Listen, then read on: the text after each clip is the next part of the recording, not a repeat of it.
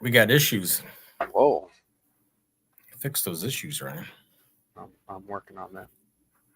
All right. I can't even get in the mood to do my intro because now that just threw you off. Maybe do you got to bring Mike D back or Mike D? Did you fix that? My. Well, 2 of them aren't going, but the other 4 are going. What's not going? My group, and it's all about the barbecue. One of your other pages. Yeah. That's all right. Let's get started. We'll figure it out for next time. Okay. All right. Ladies and gentlemen, boys and girls, children of all ages, It's All About the Barbecue Blackstone and Beer Group proudly present to you another edition of Thursday Night Barbecue Chat.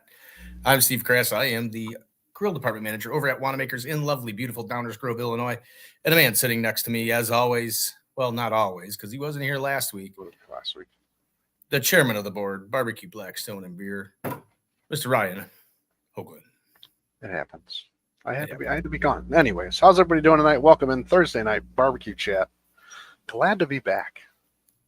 Yeah. Sometimes you just got to step away and be with the family. And that's what it's all about. But I agree. Good times. We have a bunch of people coming in here already, but I can't tell who they are just because it says Facebook user. So if anybody that's in here is commenting, we got hi guys. Good evening. What's up, boys? Well, that must be evening, Mr. That must be Mr. Nichols in the next comment. It sounds like his kind of. I'm sure it is. Sounds but like if you guys have not, if you click back out of the stream and in the description, it'll tell you register your name for Facebook so we can actually see who you are. That'd be great. And then it just doesn't say Facebook user. So, anyways, great show last week. Sorry I missed it. Yeah, you did. It was a really great show. We had just about everybody you could think of was on that show last week. Yes, except for Ryan. Except for me, I was there in the comments, but we got a great show this week. We do have a great show this week, and this is continuing on from the Tim and Sandy Brown. They're obviously big SCA competition people, and they do a lot with the SCA competition. So we decided to bring in the man himself, Mr. SCA, Mr. Brett Galloway.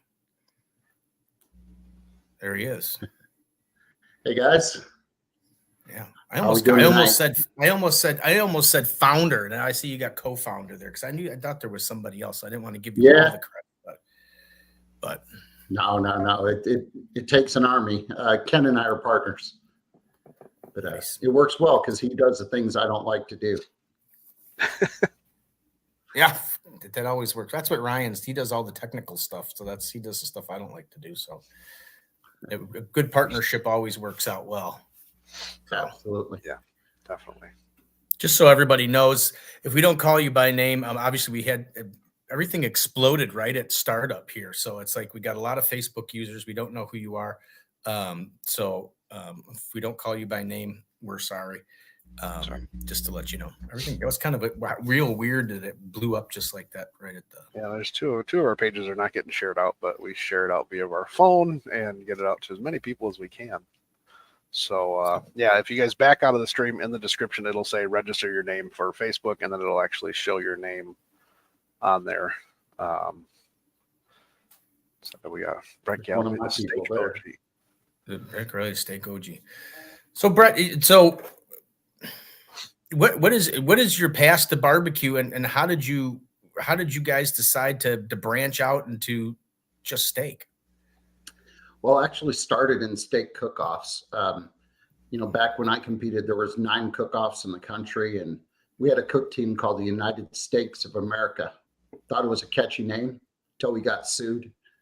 Evidently some guy from Chicago actually sold steaks overseas and had a trademark on the name. And I didn't bother to look that up when I picked our team name. So when we won the world championship, we ended up winning the steak world championship back in 2011. And so that was kind of the catalyst to getting us started. We'd show up at events and guys would come in and the promoters would come by and they got a steak in a box. You're like, what do we do with this? And somebody turned in 2 steaks. Man, I have no idea. I had my Grow Great scalpel in my hand. I'm trying to win $2,500. And I didn't know what to say. I just said, well, was the guy nice? And he said, yeah. They said, then throw one away and judge it.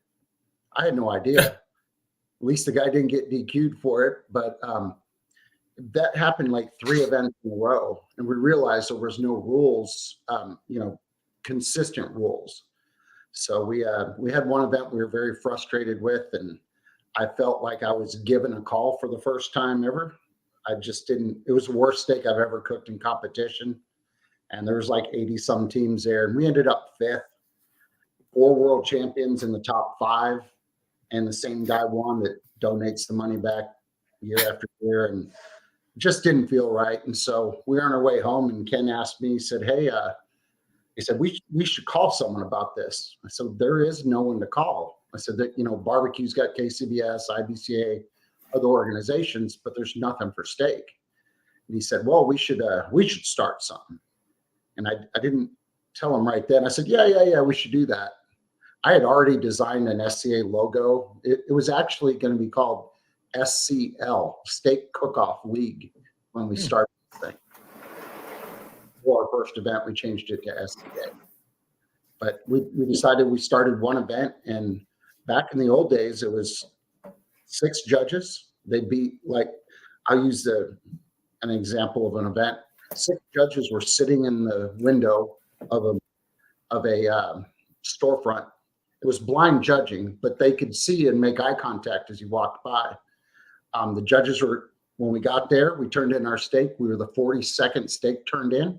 I know because Ken counted the steaks on the table, and their process took over 4 minutes per steak, and they only judged 1 steak at a time. Oh boy! In between each judge was a 5-gallon bucket, and they would judge texture. They would tell you, just suck on it. If you're full, suck on it and spit it out. How are you going to judge texture if you don't actually eat it? If you don't actually chew that steak? So it was very frustrating the way the rules were, and so we decided to try one event. We did a test run in 2013, and yet teams liked it. We had 42 teams out there, and we really tricked it up running 2 tables, which blew people's minds. But since then, we now run more tables. That was just the first evolution there, I guess. We just went from there. From 9 events that year. Last year I think we had 535 is where we ended up. Wow. And turned down 87 events last year. I don't tell many people that, but we grew too fast during COVID. During COVID, it hurt a lot of people. Well, a lot of people wanted to get out of the house and cook. So we put in some safety measures, and we actually over doubled during COVID in size. And so when you over double, you have more events, you need more cooks to help fill that. So we tried to slow things down a little bit last year, and it helped. But this year we're being even a little more selective, trying to make sure we better serve the promoters, because it takes cooks and promoters for events to happen. Yeah. Let's go through some. We got a lot of comments going today, Ryan. Yeah, I was just sitting here going through some of these. We got Steve Ryan and OG Galloway. It's Mr. Ambassador. I don't know if that's Mr. Dan Dickey up there, and the great ambassador to the Great White North up there in Wisconsin, the Cheese Curd Cartel. Good man. Facebook user said, I just signed up for the SCA last week, doing my first comp February 10th in North Carolina. Nice. Awesome. Have fun. Great. That's all it's about. Having fun. Yeah. Don't stress. Of course, now he's registered there, Mr. Jeff Nichols. Evening, everyone. Wow. Hello, everyone from Australia. We're in Australia today. Cool. We got a great presence in Australia and New Zealand also. It's really neat. Yeah, I got another superstar lineup, and look at that. Mr. Soccer Goat himself. That's hashtag handsome. If you guys don't follow him on YouTube, make sure you go give him a follow. He's so happy he said it twice. He is, yes. No, that's good. Yeah, awesome. So, Brett, what did you before steaks and stuff like that? What did you do before all of this started? Was it KCBS or? No, actually, I started in steak, and then I ran out of steak cook-offs to cook. I mean, the season was 3 months, And then I got into barbecue as well. And I cooked a lot of IBCA down here just because that's what's in our area. There wasn't a lot of KCBS. I've only probably cooked 4 or 5 KCBS, but I did pretty well on the barbecue side. We had a lot of fun, but it just, as SCA started, I just ran out of time. And I mean, I'm gone about 45 weekends a year right now. So if I get a weekend off, I really, unfortunately, I just don't feel like hanging out at a cook-off right now. Or pizza, yeah. Yeah. Brett and I were talking before the show started. For those of you that don't know, the going and competing in a competition or something, no matter if it's SCA or KCBS or whatever, you go, you have a good time, you leave, and that's it. Organizing an event is a lot of work that goes in behind the scenes. I'm learning that myself. It's a lot of work. People just don't understand how much actually goes into it. And that was actually my buddy Big Country out in North Carolina there that registered. So, well, as a promoter, we don't actually run the events. We help the promoters and guide them through the process, but there's so many aspects to it. And, we had one in Chicago, and I want to say it was at your store, that we ran into legal issues with, like, the tents. Tents had to be fireproof to appease the city. Sometimes promoters run into roadblocks along the way, and we do our best to try to walk them through it. And we're still learning after 10 years. There's the soccer goat. I went from there's the soccer goat right there. Yeah, he went from virtual to real. There he is. Got a soccer sweatshirt on. Yeah, that was it was a kind of an interesting.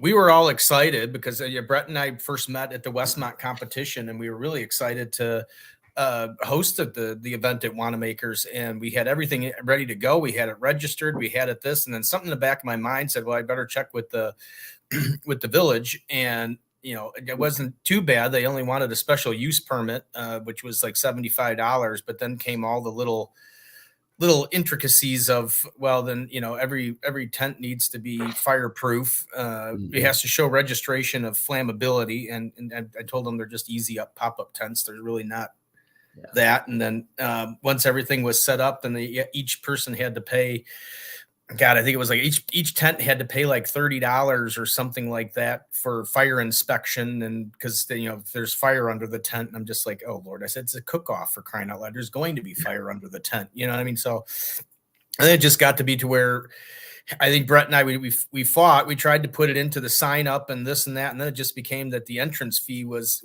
it just got so large to try to accommodate this.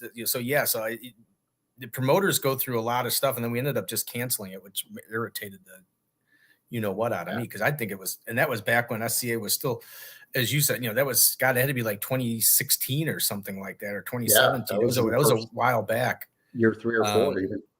Yeah, so it was still small, and we were really excited to get involved in it. And it's just a shame that sometimes villages and communities just they just don't want to play ball. Yeah. No, we've learned all over the country. You go to California, you got a whole set of rules that are different than if you're in Utah even. So it's a matter of figuring it out and what you can say, what you can't say, and there's a lot of workends here. Yeah, you got that right. A lot of politics, and you wouldn't think of politics in a competition. So then then obviously it started taking off. I mean, you guys were growing. You guys were doing good even back then. As I hit my earpiece, what got you in? Then what came next? Did you figured you had to get a good judging base together that you had judges to go all over, and then did you have to train certified people in the area, because obviously you don't go to every single one. There's certain people in regions that come to the events to make sure that they're run the SCA guidelines. Yeah. We've had to identify people in different markets to help save the promoters money in that market, people that we can trust that run them on a week in, week out basis. We like them to run about 10 a year so they stay fresh. We've got a couple of them that are working 30 weekends a year. They just love doing it, and they do a good job. So it's not the most glorious job you're going to get. You got to enforce the rules and do some things that you may not want to do as far as the rules go, but it's making sure it's fair for the teams. It's why we're there. And then as far as certified judges, we started off without certified. I used to make a joke about it, and then we saw the scores from our first couple events, and we were like, oh, this isn't going to work. They were up and down, and since we've got certified judges, it's really leveled out, and they're pretty close together. And you can see, even if we're running multiple tables, which we do at every event, but I can tell you at the end of the day, I go through and look at the scores, and the good ones rise to the top no matter where they're at. I mean, the same people don't always win. I mean, heck, Tim Brown had 13 wins last year. It's amazing. So, but he also, doesn't win every week. It's all up to those 5 judges sitting at that table. Well, I guess we do have to give a shout out to Mr. Tim Brown, because he just hometown favorite from right here in Rockford, Illinois. He won the Shed. He took the title at the Shed. So congratulations to Tim Brown. That is not an easy event to win either. That is a big one. Yeah, him and Sandy are great cooks. Did you have something you wanted to say, Ryan, or you want to catch up on some? No, I was going to say hashtag cancel Cable. He's like, there's such a big delay. I'm like, yeah, there's always a delay, but somebody here said everybody's looking for that golden ticket. You guys ding. That's a little different right now. The golden ticket, our season is officially ended December 31st. Mm-hmm. So that gives us time to prepare for the World Championship that's coming in.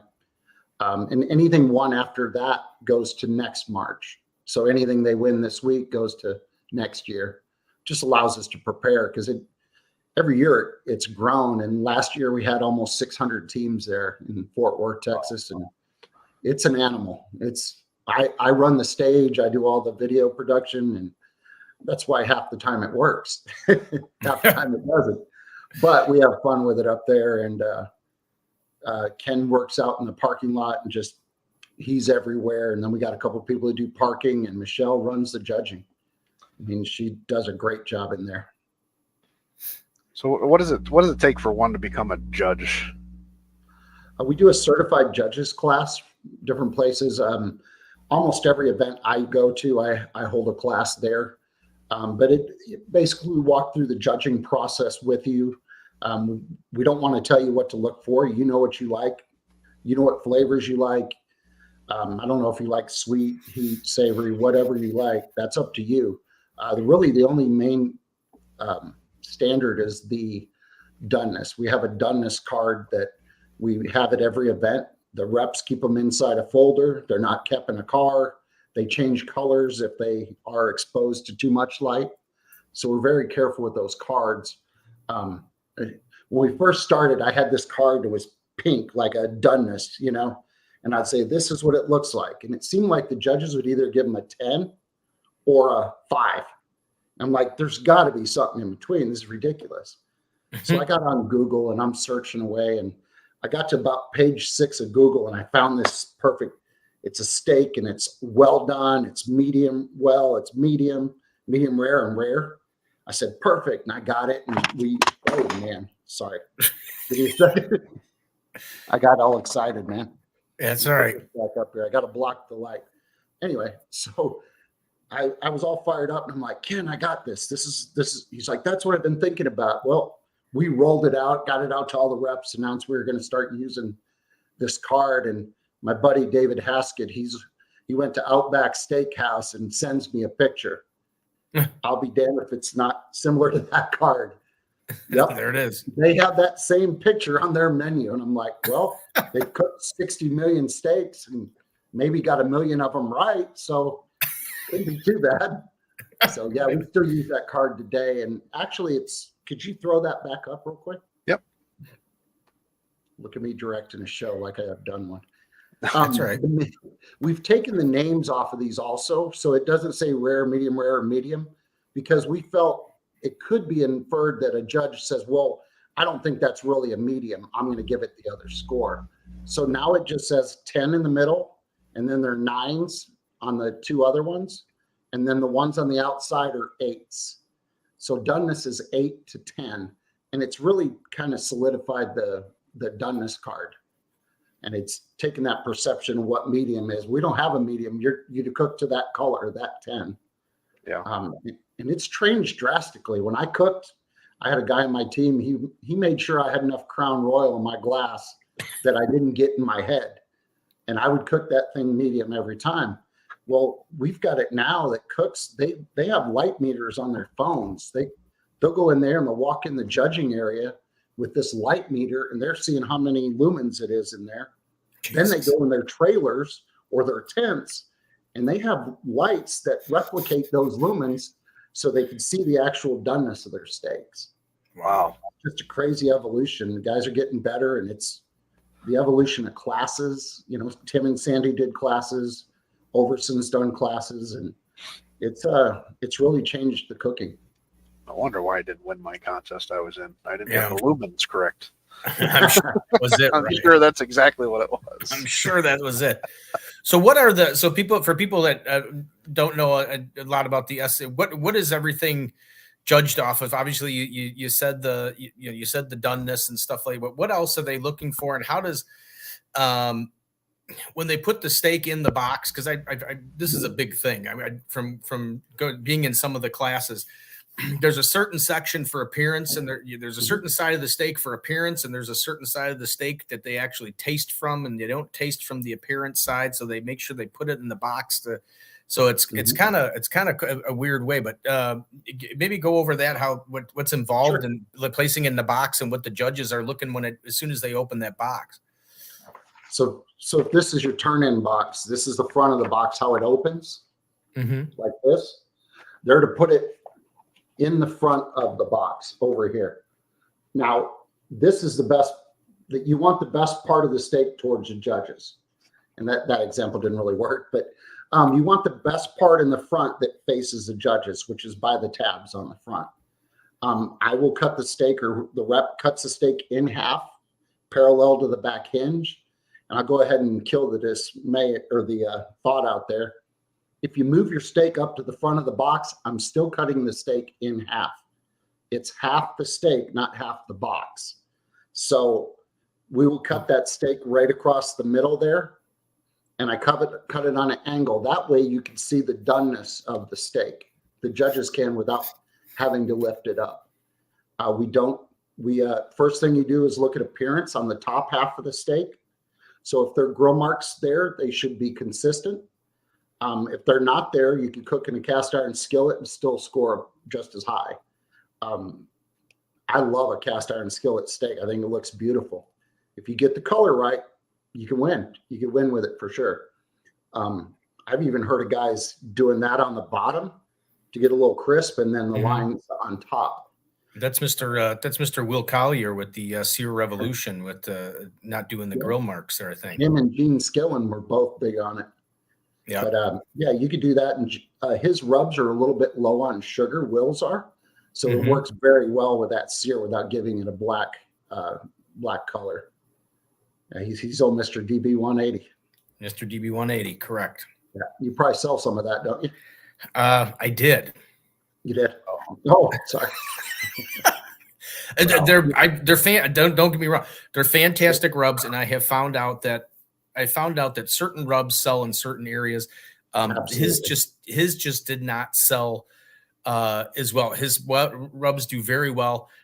They're very good rubs. They're great flavored rubs, and they had their own little following, but just didn't sell fast enough that I could flip them fast enough on a shelf. So I understand that.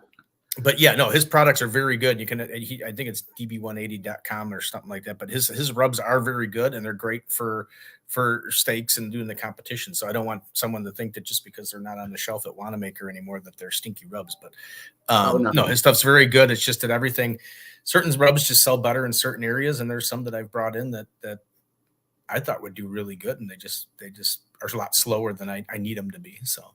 Yeah. But yeah, back to your steak description. So the top of the steak, that top of the steak's used for two things. We're looking at appearance on the top of it.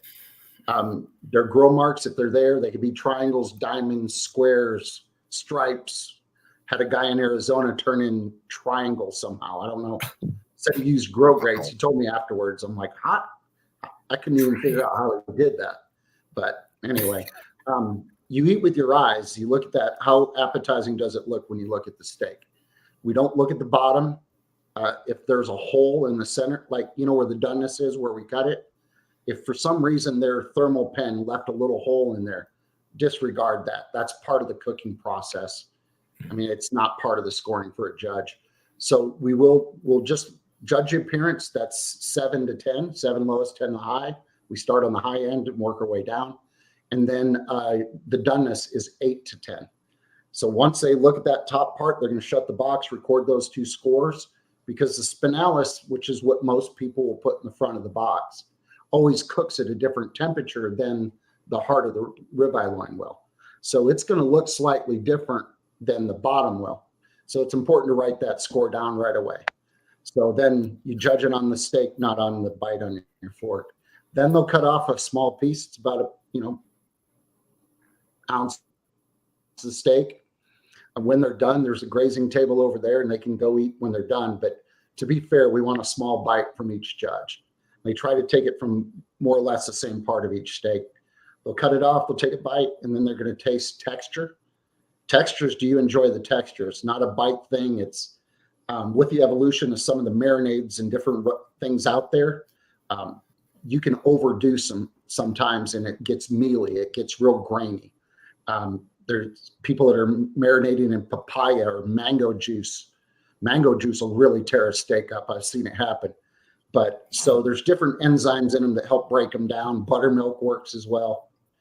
But do you enjoy the texture? If my wife and I were sitting beside each other, we would enjoy a different texture.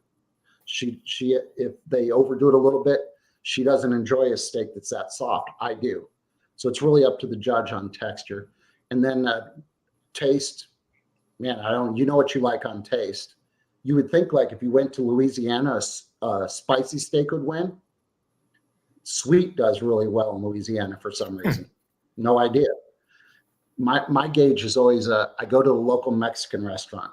This back when I competed, this was my barometer. I'd walk into a local Mexican restaurant, and if the food was spicy, I would leave the cayenne in my rub. If it wasn't spicy, I'd back off the cayenne a little bit. Everyone eats Mexican food, and they're going to tailor it to their customers. So That was my theory. It helped. I don't know if it worked or not, but I got a lot of weird theories that don't work. So anyway, that doneness, taste has a decimal also. It's a taste bonus. Basically, you're saying if you say it's a 10, now we give a decimal 0.1 to 0.9. Just like you can get an A. It's an A minus, an A plus, just a solid A or an A plus.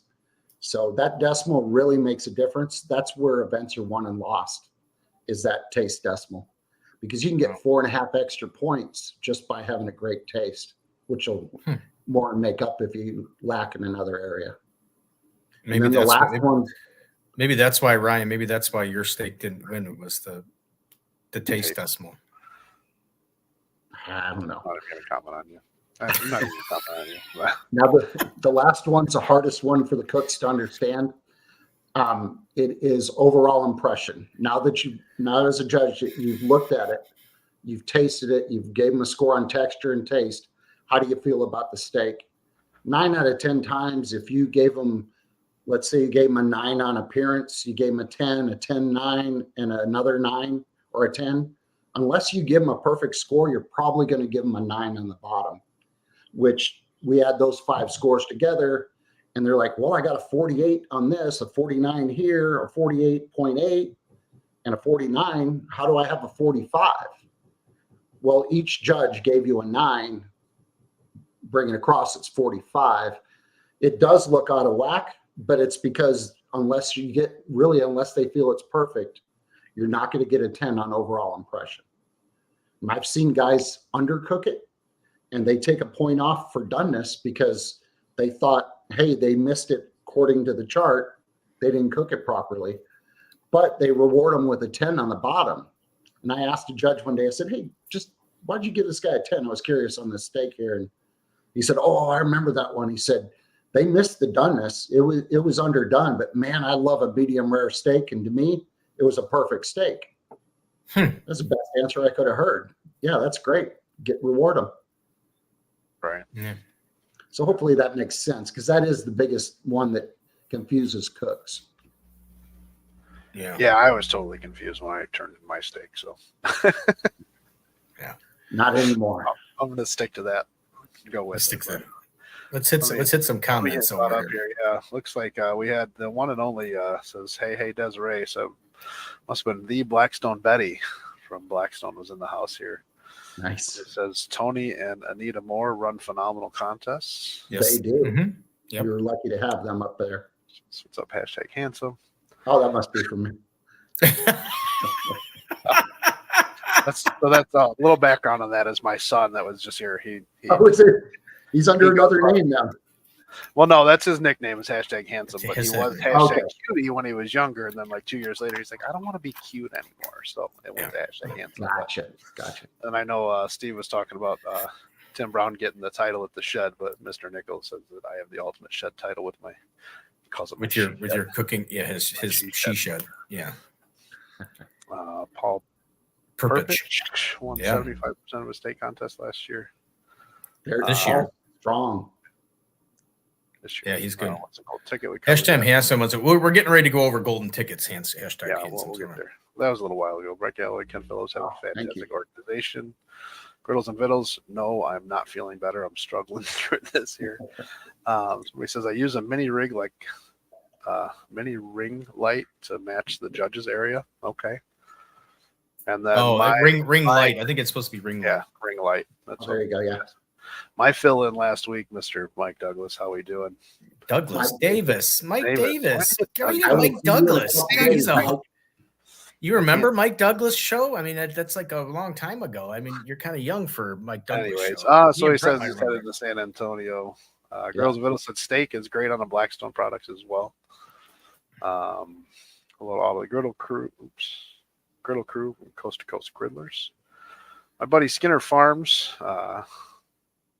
How we doing? He's Stephen Brett. And then Facebook user says, what's up, Ryan? And we are all caught up. So anyway, so they've gone through the judging, they got everything, and then explain the golden ticket, because the golden ticket is what everybody's going for. And explain the golden ticket works a bunch of different ways. You get the golden ticket, but if you've already won a golden ticket, then you can explain all that stuff. I'll let you do all the goodies with it. All right. A golden ticket is just, it's like Willy Wonka's golden ticket, and we provide those for the winner of every SCA event. A golden ticket entitles you to sign up for the SCA World Championship. It's the largest cook-off in the world, largest steak cook-off in the world. Last year we had about 400 steak teams and 200 ancillary teams at the event. This year it'll be about the same size, we believe. We had 52 international teams. So if you win a ticket, man, you get to come cook next to world champions, next to people from Germany, from Japan, the Netherlands, and everyone just cooks together. It's a real neat environment. We got the guys from B&B Charcoal are out there. The guys from Hasty Bake, they're cooking up. Last year they cooked up alligators and just a ton of food. It was a real neat experience. It was really I think the best experience we've had out in the cook area. We've added an RV lot that people cook out there as well now. So that's there's a guy bringing in a band this year. So I think that's evolving. I think we're going to have to manage that a little bit, but back to the golden ticket. If you get a ticket, you get to come to the championship. Let's say Joe Cantu had already won an event and he wins your event. Well, if Joe already has a ticket, we'll drop it down to second place. So everybody at the beginning of the year, they're trying to get their tickets so they can cruise towards the end of the season. They know they're already in the championship. But at the end of the season, everybody's looking at who signed up there. Oh, there's 17 golden ticket holders. They have a chance for a drop down, because we basically want someone from every event to be able to come to the championship. And so certain people will wait towards later in the year. So some cook. It just creates a little excitement. And that's our best pictures every week, or the win pictures with the golden tickets. People get really excited over them. And we had someone suggest we get rid of golden tickets and said it's too much pressure. And I said, man, why not reward a guy? I mean, if he's out there and he just won his first cook-off and he's excited as can be. Why steal his glory, man? Let him come to the World Championship and experience what that is about. Yeah. Yeah, definitely. We have a great time there. It's our job to make much of others at the championship, and I think we do a good job of having a good time with everybody. See, here we Looks like Mike Davis is picking up some gators. Yeah, he said he's picking up an alligator in Shreveport right now for a live fire in San Antonio. It's San Antonio. That's for the MBBQA conference out there in San Antonio. There's going to be an SCA event out there, so Brett will be there. So you can meet Brett, and you can meet Mike Davis, and you can meet a lot of those people that were on the show last week that Ryan got to miss. But so that's a great event.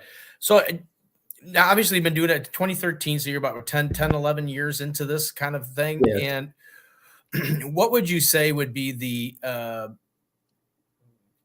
biggest step or innovation or things that you're seeing cooks do now versus what you guys may have done back in 2013? Because I hear stories about the sous videing and then searing, and then there's so many different things. Now you were mentioning with the going in and measuring the light and the judges. Have you seen something that's really like incredible, or just some of the other things that cooks are doing? I used to think I thought I could beat most of these guys when we started this thing. I'm like, oh, I hate not cooking anymore. And every week I still get goosebumps when I go to awards thinking maybe I'm going to get a call, but I'm the one calling the darn numbers. So I don't have that chance, but it has changed. I couldn't keep up with these guys right now without a ton of practice. Guys are cooking a ton of steaks at home. They've really honed this down and narrowed their scope down. There really is no magic bullet. The marinades have changed things quite a bit. I'll say that, in different ways. I was always a salt brine guy when I cooked.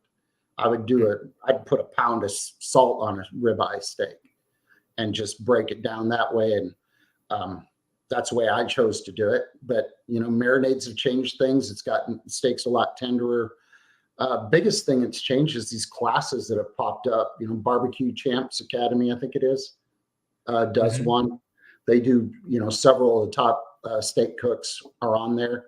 Those classes have given people that leg up that they could take a class and then boom, be competitive right away. But back in the day, man, I had to burn a lot of steaks to figure out anything. So with the rules being consistent, anything you could do in that aspect, as far as getting yourself ready, there's a lot of videos online, but really those classes have given people a leg up. So, I do like to, I got to cut in, Ryan, but only because of the fact I like to brag about the fact that Mr. Scott Nardi went to the class at Wanamaker's with Tim and Sandy and Johnny Joseph, and that year he ended up being the world champion. So I'd like to brag that Wanamaker's, had a play in a world champion. Well, we just hosted the event. Right, he was there. I didn't teach nothing, but he was there, and we hosted the class. But just to everybody's point, because we do a lot of the classes, and I know a lot of the people they look at. I think at that time, it's probably a bargain now. But we had Tim and we had Sandy and we had Johnny Joseph there, and I think it was $150, I think, for everybody to go. And I get people all the time that see the price of the classes and they're like, "Oh my God, that's a lot of money." But it's like, well, yeah, but if you take something like Scott Nardi example, where he spent $150 and then he walked away with $10,000, well, that. And plus probably some victories along the way where he got money, because that's one of the exciting things about SCA has always been low entry fee and large payouts. So that class probably paid for it. So if you're looking to get into SCA, I recommend the class. It doesn't matter whose class it is. Tim and Sandy do a fantastic class, but as Brett was saying, there's a bunch of them out there. I recommend it because it at least gets you the basics.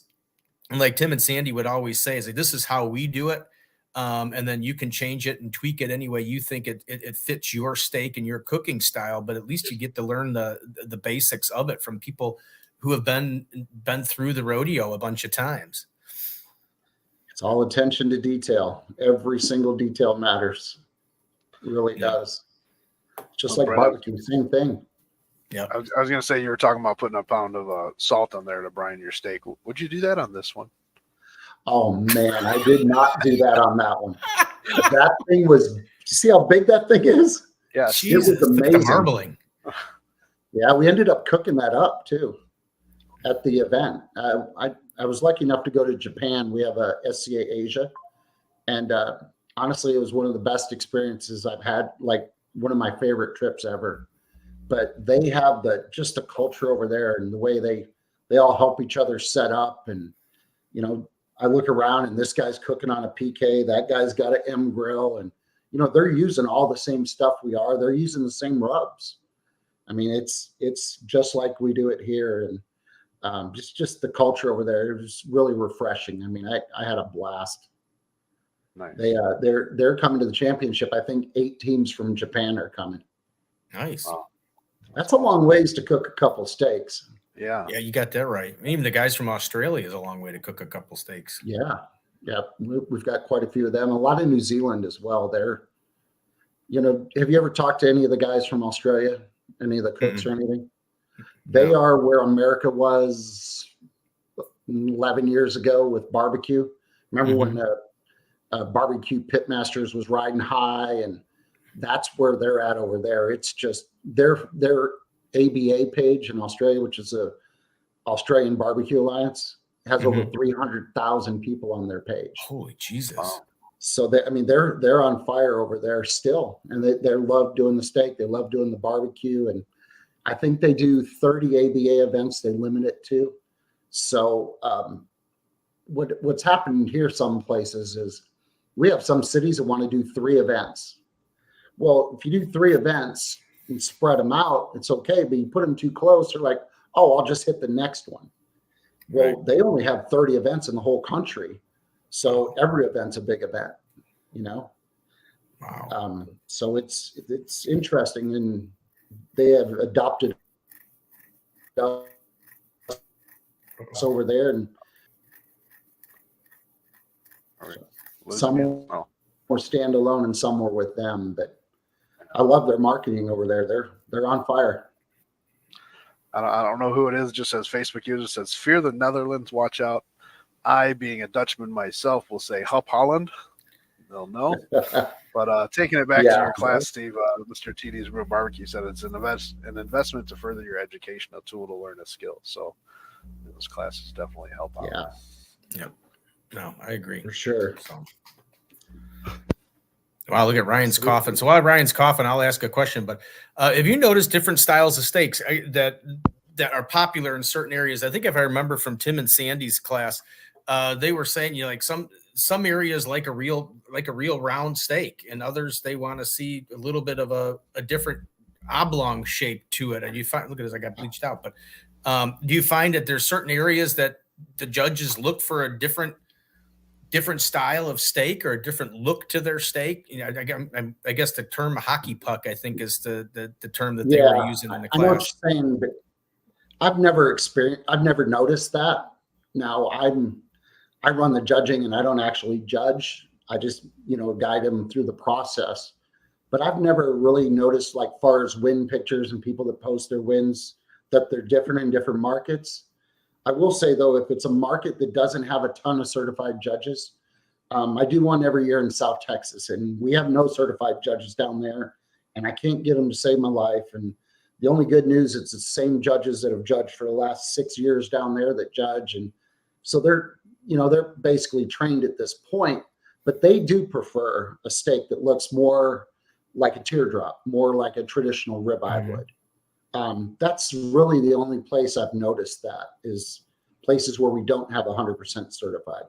And we don't have a whole lot of those markets anymore. Cali's good. The West Coast is good. And I used to get really frustrated. I couldn't figure out why we couldn't grow in certain markets. Why are we strong on the South? Why are we strong up kind of in the heartland? And well, I watched a YouTube video one day that really cleared up a lot for me. The 95th parallel runs from San Antonio north. It hits through Omaha and keeps going up to Winnipeg, I think it is. But 80% of our population is on the east of there. Well, that's where we're strong that way. Well, then if you go to the West Coast from the 95th west, that's only 20% of the whole population of America. And 10% of that's California, Washington, and Oregon. So, if we're off on the coast, we have got good judges all the way around all the coasts, but that little dead zone there is, we don't do well. We don't have enough events in that area. We are doing well in Las Vegas. We have certified judges there. Phoenix. Those are the bigger cities, and there's one other big one that we do well there too. But Salt Lake City. So it makes sense. You really got to have a population density to have enough judges to support the teams, because that will affect the scoring completely. Yeah. You can't tell I overanalyze this, do you? So Huh? that was Dan. You can't tell I Dan, overanalyze it, do you? No, that's all right. Well, that's passion right there, and that's what it's all about. So if somebody was interested in being a judge, if they were interested in trying to do a competition, where do they go? Do they contact you directly, or just go to the website and register? I would go to steakcookoffs.com. If you're a judge, there's a tabs on the top. You could just go to the judge tab, click on it, and it'll take you to information for judges. And then there's a join tab. That's where you can join SCA as well. But there's a list of classes there. There's a calendar and shows where the classes are around the country. If you don't see one in your area and you're curious, just shoot me an email. It's brett@steakcookoffs.com. I'm at my computer Monday through Thursday usually. That's if anyone calls weekends, I'm at an event, and I will gladly not answer a phone so I could run the event right.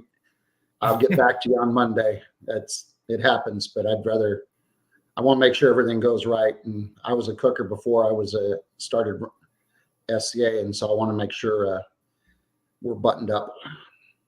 And that's a challenge. Is we've got 52 people around the world running these events for us, and so we got to make sure they're all up to speed on everything as well.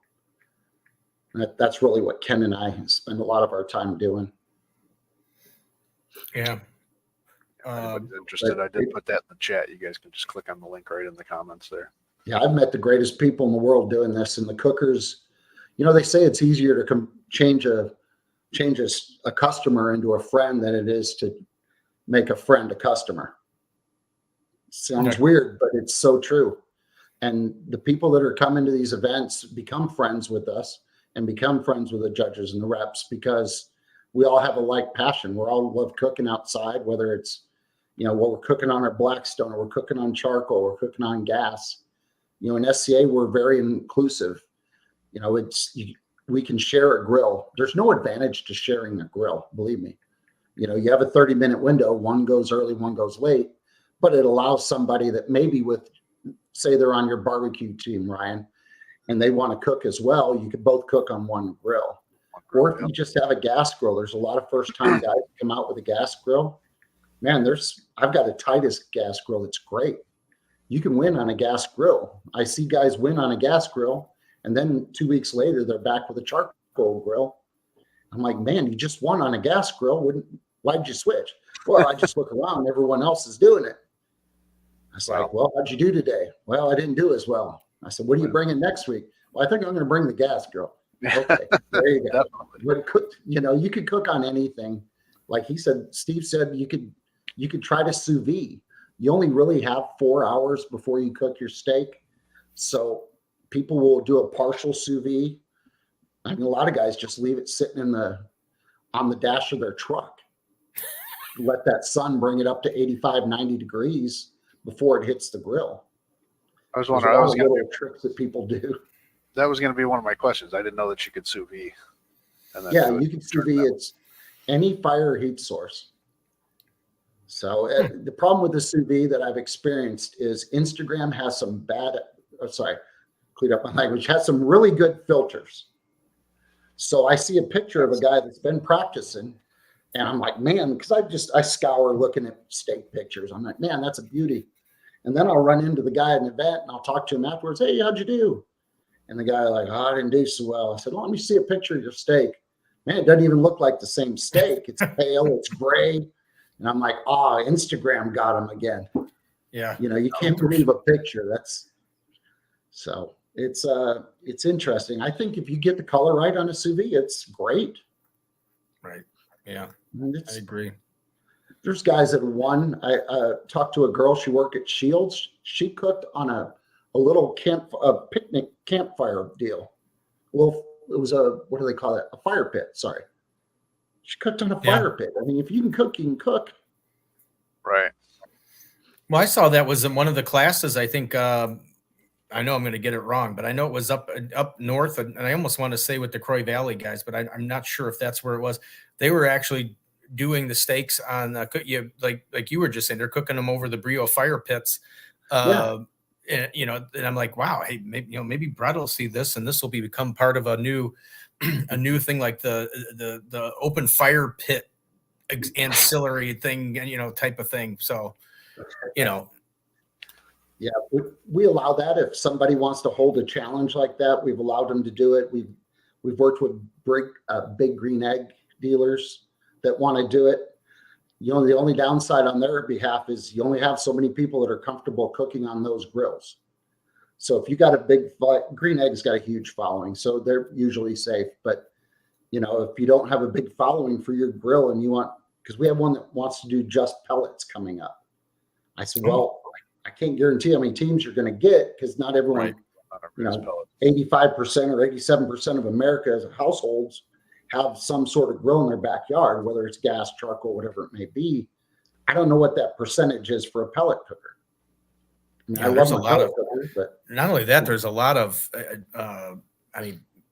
depending on what you have as a pellet, but you need power. So that adds a whole nother dynamic to having enough electricity to make sure you can power all these pellet grills, because normally, you're cooking over a live fire, so there's no need for the electricity. But so that's an interesting change.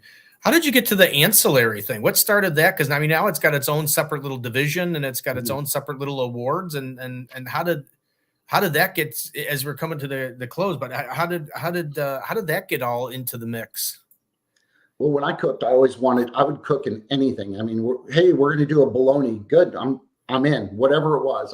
I love just another challenge. And it was just another way to get people involved. And cooks said, hey, we'd like to shorten the day up a little bit. So we took that hour in the middle away, which moved awards up. But in doing so, our attendance and our ancillaries dropped in half like that. And so, you need certain people to help support that category so it's successful for the promoter. Well, in a way we decided to try to get some of that back was we're encouraging people to do basic categories, things that people can do, burgers, wings, things like that. And we had one that did Asian carp. Wow. Asian carp? I don't know how many people are going to cook Asian carp, but to help get people to cook it, we said, well, how about we start putting a little more emphasis on the ancillaries?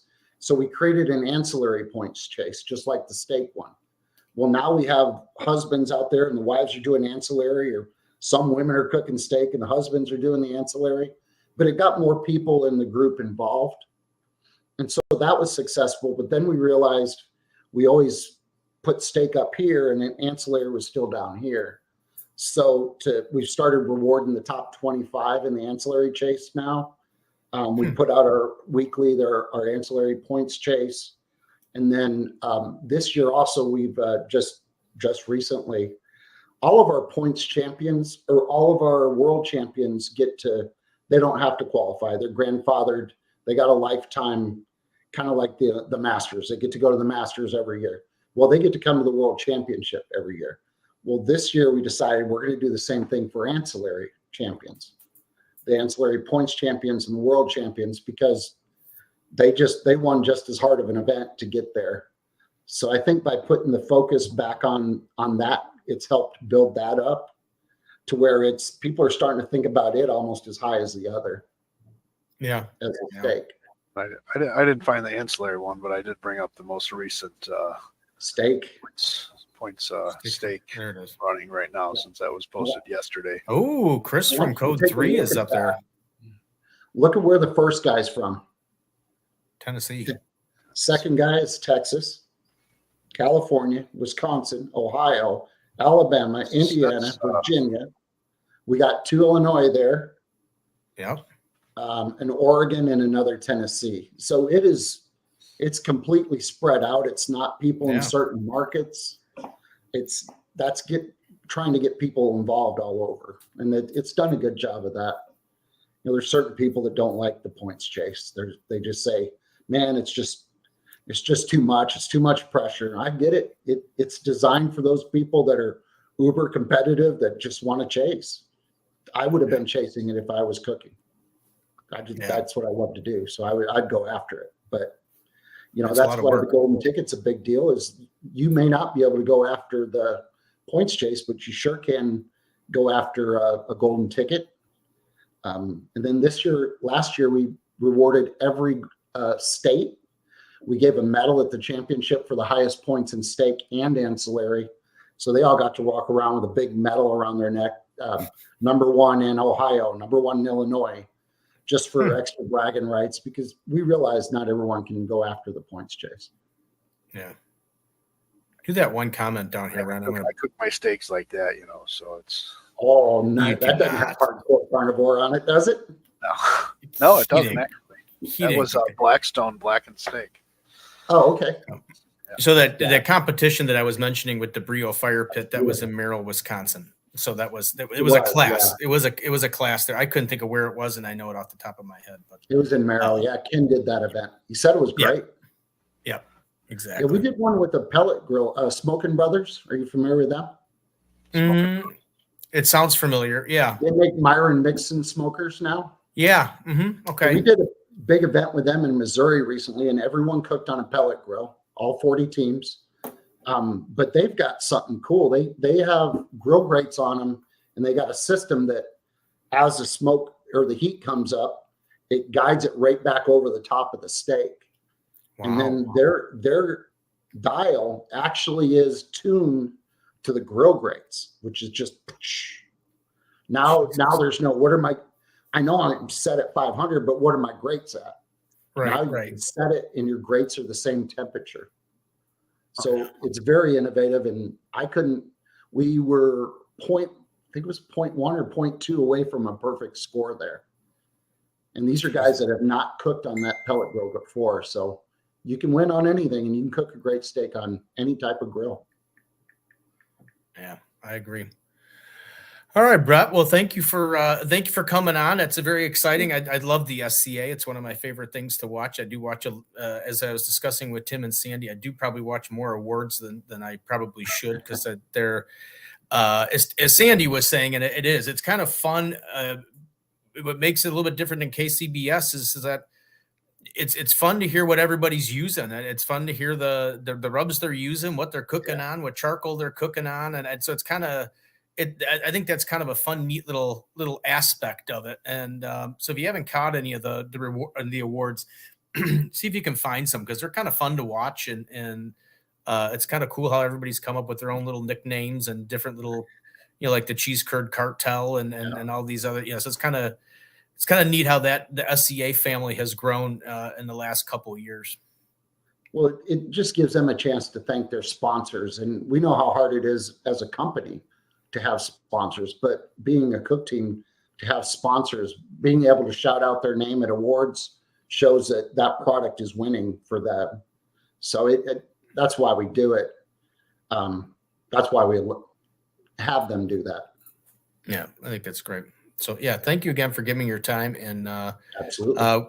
We'll talk again, and then maybe we'll get you on closer to the Worlds and get an update for the Worlds or after the Worlds. But that's coming up in March. It's always the second weekend in March around that area, because I always want Damon and Lou to come down and sample at my garden show, and it's always the same weekend. And I know they can never come, but I ask them every single time just so they can tell me it's the Worlds.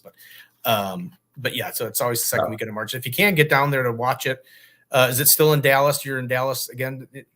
Yes, sir. It's at Fort Worth at Will Rogers Coliseum. Beautiful area down there. We've got, it'd be probably 600 teams total there. So if you like cooking, you like the smell of smoke, walk around, the teams are very helpful. Just like at awards, they'll tell you what they're using. You still got to beat them. But the guys are very inviting. Guys aren't hiding out in a motorhome, not picking on anybody, but they're there under an awning usually. Yeah. I give one quick plug. I got a new book that just came out, Recipes from the Ranch. Just Nice. came out. It's on Amazon.com. But this is it's my cookbook. It's the first one, and my second book will be out in at the championship. So I do a lot of cooking. You probably see that's my backyard there, and it's very peaceful. And I like cooking recipes that make me want to be at home. So anyway, I just want to throw that out there if anyone's looking for a book. Yeah, no, it's always good. Plugs are always good. I like that. So yeah, we definitely like plugs. We missed this comment earlier. It says, let's talk about the griddle battle. Speaking of plugs. Jesus, you and Brett can talk about the griddle battle. I know. We talked before you got in here a little bit. No, see, I'm glad I missed that part. That's why I usually come late. Allows you to do all your little secret talks and stuff like that, and get your griddle battle out of you. But I do have, as we can see down in the green room, I guess Brett can stay around for that too. But I got Mr. Mike D's on in the video there, and because we wanted to do this one more little touch up on the MBBQA. So if Mike D wants to pop in there he is. What is that? Your book, Mike? Oh, okay. Yeah, that's my new book. What's up, Brett? What's up, Ryan? How are y'all? What's up, buddy?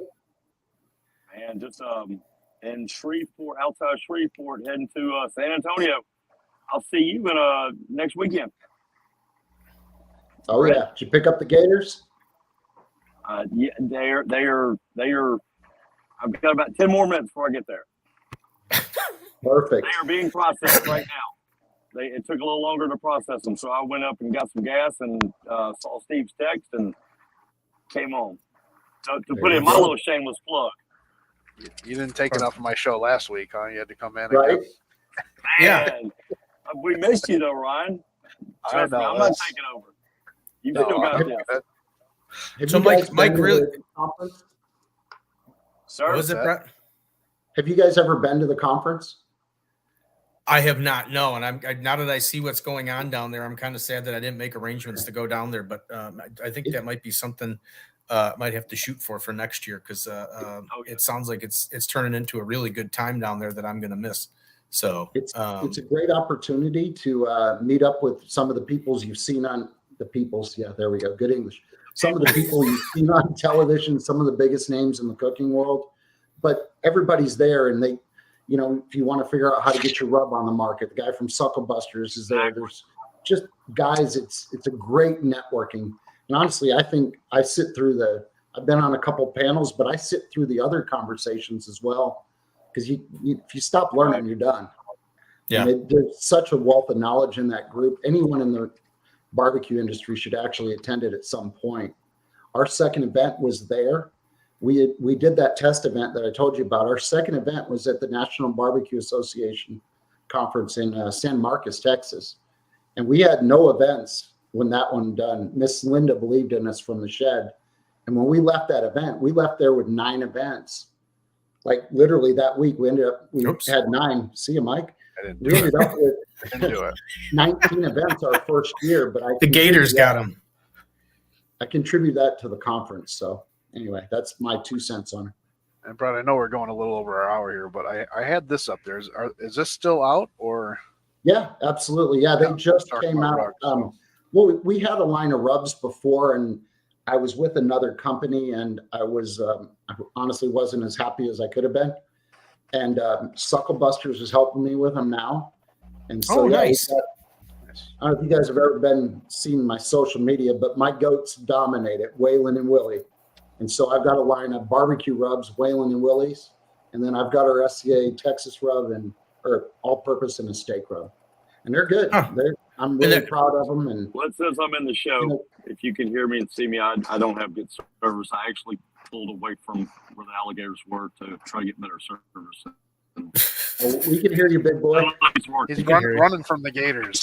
I thought the Gators got you, Mike. I thought you got attacked by the Gators. Maybe he can't hear me. Can you hear me, Mike? Mike? I can now. Sorry about that. I said it. Left where I was. Get a little feedback or something. So. I appreciate you guys having me on and let me ramble. Yeah. I know I talk a lot, but I get excited, and it just, when you do what you love and I somehow get paid to do this. So I just don't stop talking sometimes. I appreciate you guys. Appreciate you Before we coming get on the and spending some before time we with get us. the mic, are those rubs available? Does Dan have those? He's selling Dan them for has them in Sucker his Bus? wholesale market. Yeah. Okay, I'm Yeah. gonna look Dan for those next wholesales time I them order. for me. Yeah, I'm gonna have to look for them because I know what company I think you were with before, and yeah, I want to go with I like Dan. So. Yeah. Dan's salt of the earth. I love Dan. He's a great guy. And the quality they use the people that help blend his rubs are a high-end rub company around the country that blend them, and the quality is so much better than it was before. Excellent. So yeah, I'm really happy, and they're selling well, so I'm happy. Good, excellent. And it supports my goat habit. So, Mike D, do your little spiel on MBBQA. What can we expect down there? What are people going to be?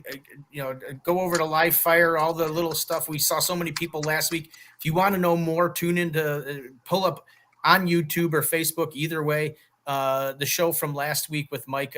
We had everybody on there, and there's a lot of good people on there. So, go over that MBBA conference. We were all the shed. You and Ron weren't. Me and Brett were, and everybody else that was on.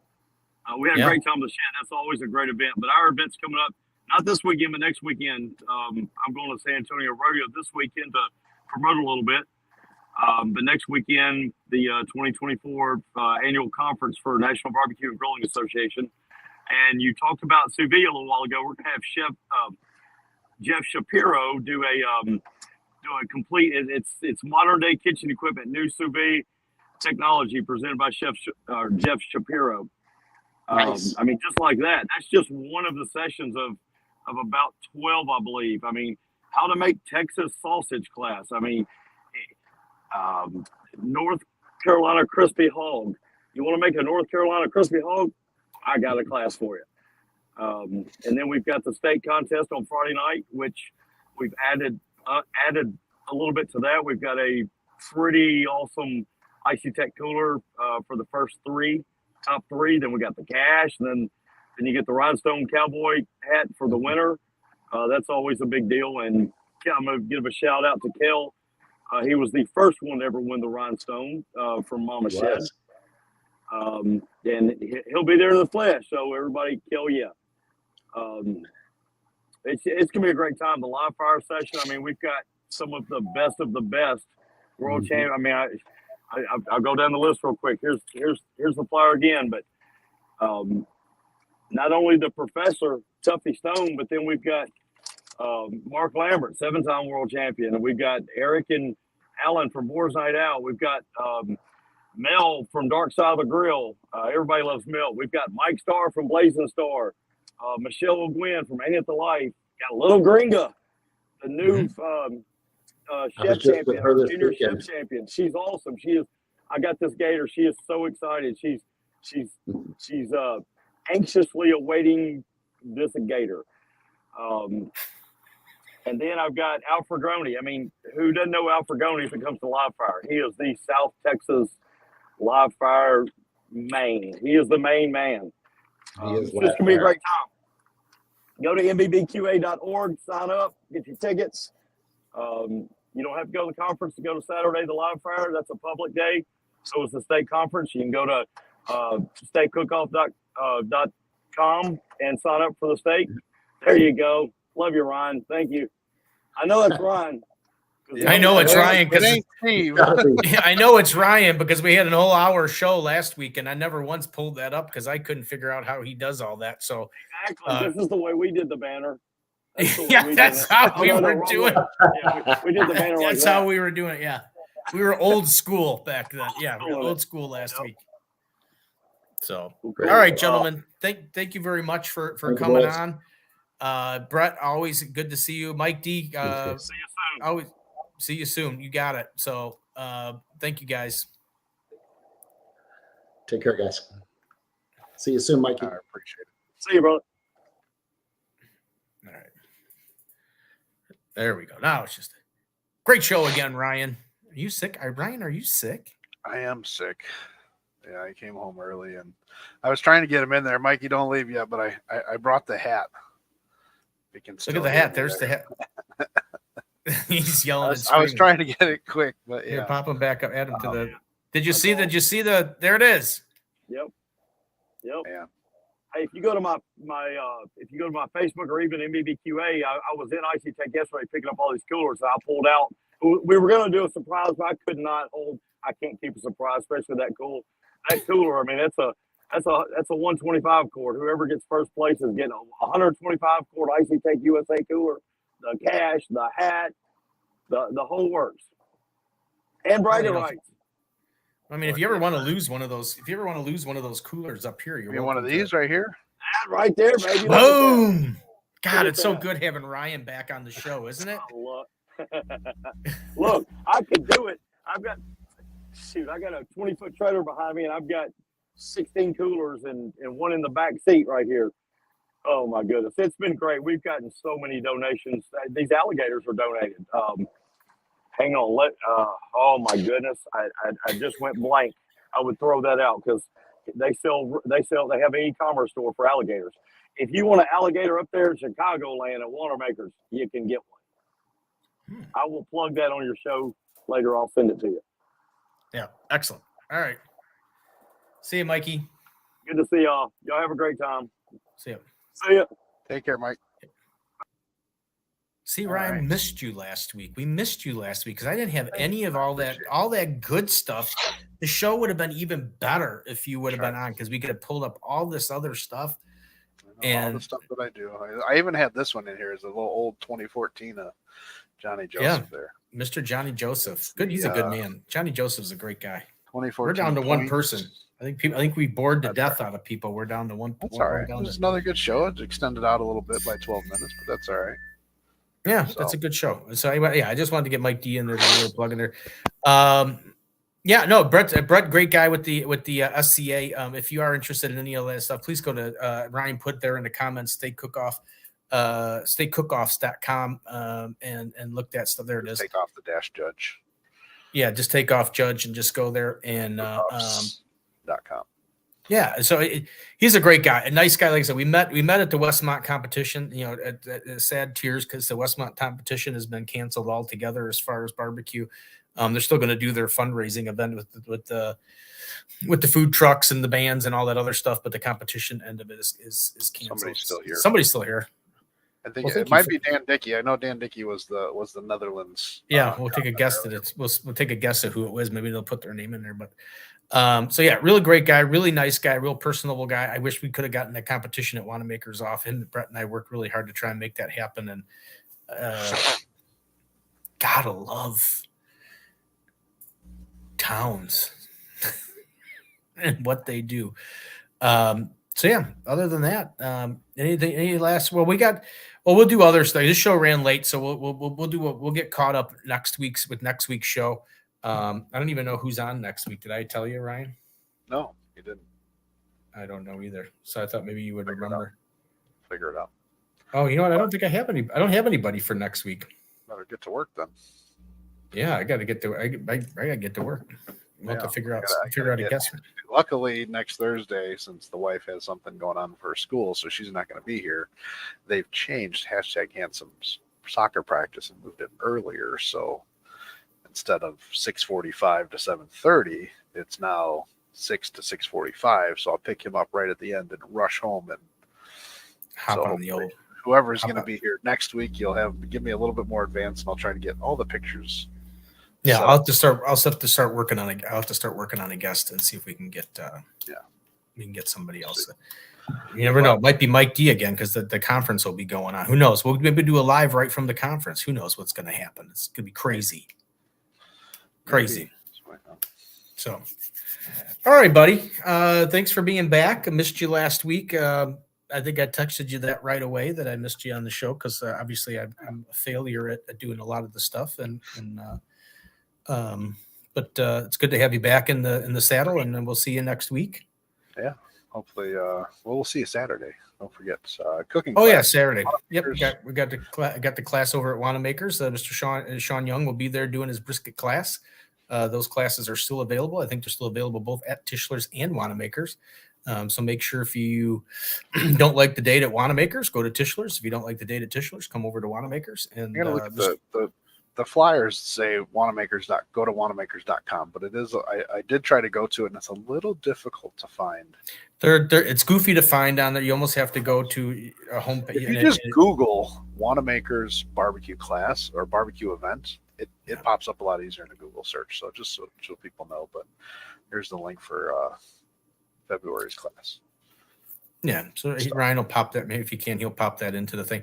The easiest way to do is if you're watching this now, obviously you're not watching it on It's All About the Barbecue page because it's obviously not functioning tonight. But you can go to Wanamaker's Home and Gardens Facebook page, or you can go to Wanamaker's Barbecue and BBQ and Smoke Supply under events, and all the classes are listed under both of them. And you can click on that, and that'll also take you to where you can sign up. Because I know the Wanamakers.com can be a little tricky, but I know an email just went out today. So if you're on Wanamaker's email list, I know there's for all the classes that are coming up have went out. So.